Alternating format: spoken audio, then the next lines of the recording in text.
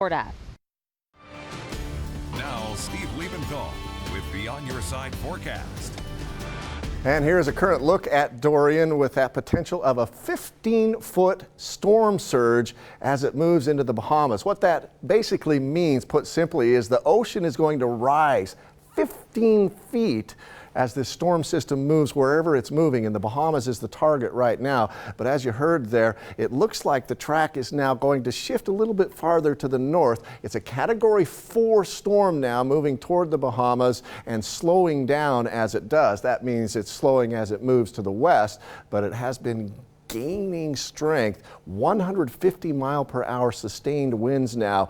To reach a Category 5, it would only have to have sustained winds of 157 miles per hour. So very close to a Category 5 storm, and it's expected to stay a Category 4 storm even after it moves past the Bahamas. This is Monday at 6 p.m. our time, 140-mile-per-hour winds still. By Tuesday at the same time, still a Category 3 with 125-mile-per-hour winds. And then moving up the coast. This is the latest forecast based on several models, but you have to look at this entire cone of concern, and these are all of the areas where it could hit. So still could hit North Florida, moving toward Georgia on Wednesday and then toward the Carolinas on Thursday. If this track is correct, it would stay just offshore. But again, the entire cone is the area of concern. So we'll watch that very closely over the next several days. Here in Boise today, an afternoon high of 96 degrees.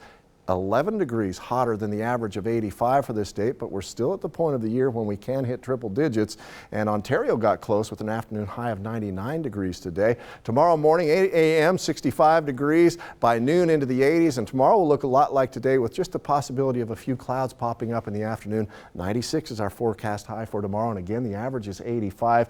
We'll stay above average, although we cool down a little bit on Labor Day. 92 degrees is our forecast high then, but still staying above average at least through Thursday into Friday and Saturday, and then the last 3 days of this 10-day trend actually showing the potential of us getting below average. We still have that strong flow coming out of the southwest, and that's why temperatures continue to stay warm. There is a weak trough that will move through on Labor Day, and that will cool our temperatures, but again, we will still stay slightly above average. And with this area of low pressure to the west of us and this area of high pressure to the southeast, right in between those, some gradient winds will pick up. So tomorrow afternoon, the potential of some strong winds in southeast Idaho and the central mountains, and that's why there is a fire weather watch for the central mountains and a red flag warning for eastern Idaho, not because of the threat of lightning, but because of those strong winds and dry conditions. If a fire starts, it will spread rapidly with those conditions, and that's why the Weather Service has issued those watches and warnings. Mostly sunny here in the valley tomorrow. A bit of a breeze coming out of the northwest in the afternoon.